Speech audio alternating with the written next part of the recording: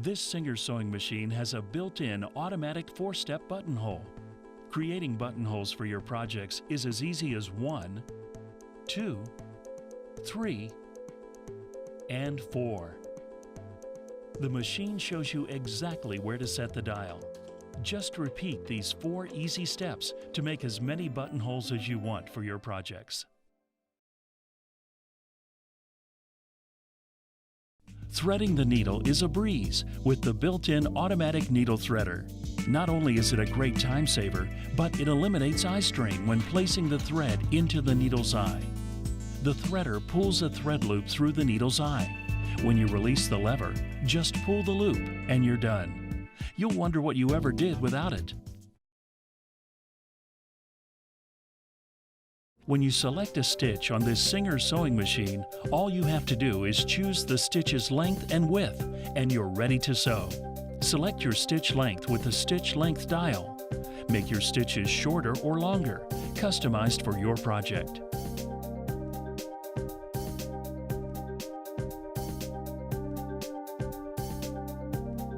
You can also choose your stitch's width setting.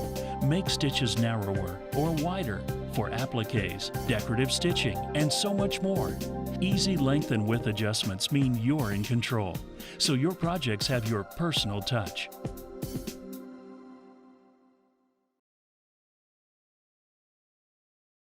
This Singer sewing machine has 21 built-in stitches, including essential or basic stitches, stretch stitches, decorative stitches, as well as a 4-step buttonhole.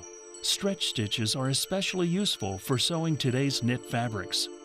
You can also combine stitches to embellish garments, crafts, and home decorating projects.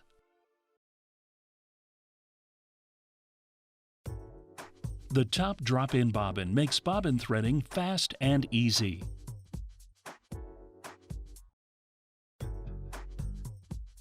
The bobbins and bobbin cover are transparent, making it easy to monitor your thread supply. Just place the bobbin into the bobbin case, thread the guides, then draw up the bobbin thread.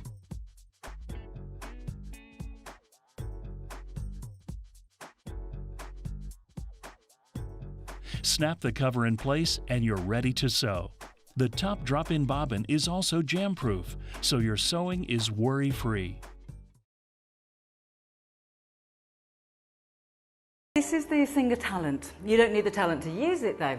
It has 21 stitches, including buttonhole stitches, and there's many decorative stitches on this machine, including cross stitch. It's another easy to use machine. It has a needle threader, and it's got stitches on here that can do things like overcasting, so it helps to stop your fabric from fraying. I think with this machine, if you're a beginner, it's absolutely perfect for you because it's an easy to understand machine, but if you want to advance and maybe do a little bit of patchwork, some decorative stitching, so crafty sewing, or even as you're going on to dressmaking, this is going to be the machine that's perfect for you. Now the feet that are included, there'll be the foot on the machine when you first get it home, which is a standard foot or a zigzag foot, and this has got a V shape in the centre so you can centralise your stitches. We're also going to give you a buttonhole foot and a little foot that you can sew buttons on with. The blue bit at the front is very grippy, so it holds your button in place.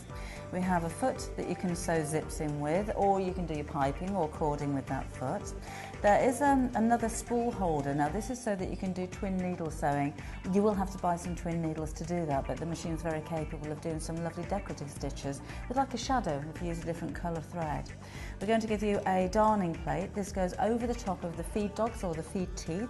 So if you are sewing a button on or you want to do some free motion embroidery, then you use this plate, and there's a couple of extra bobbins and your seam ripper.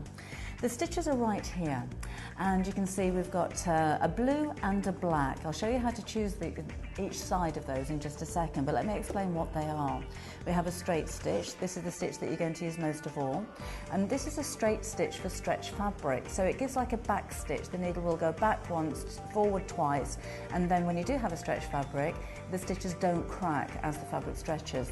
This is a zigzag. Now you can use a zigzag on things like felt as a decorative stitch, or to finish off a seam, a that hem so it doesn't fray. And with this stitch, the stitch goes over the zigzag shape 3 times, so it gives a more dense effect. As I turn the wheel around, we've got the running zigzag stitch. That's nice for elastic or cording, because whatever you're sewing over isn't going to pull through the stitches. And then a smocking stitch, which is used for smocking or a decorative stitch.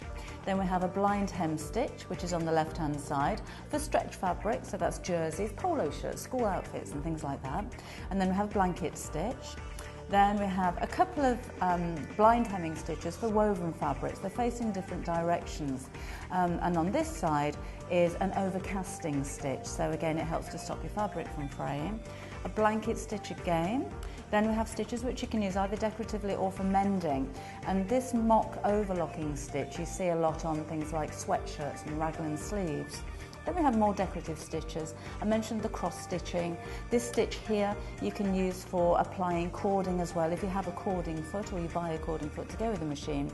A couple more of the decorative stitches, and then you have your 4-step buttonholes. Now as you see the stitches on the front, there are 2 for each one of the dials. So as you come up to the next dial, you'll see S1. These are all of your stitch lengths, 1 through to 4. As you move the dial around to S1, then that takes the selection over to the blue side of the stitches. So whichever stitch that you've lined up with the dot on the top, if it's in blue, you need S1. If it's in the black, then you can choose the stitch length here. We also have a stitch width adjustment, which is on the top of the machine. I'd suggest that you get a piece of scrap fabric when you first get this home and play with the stitches.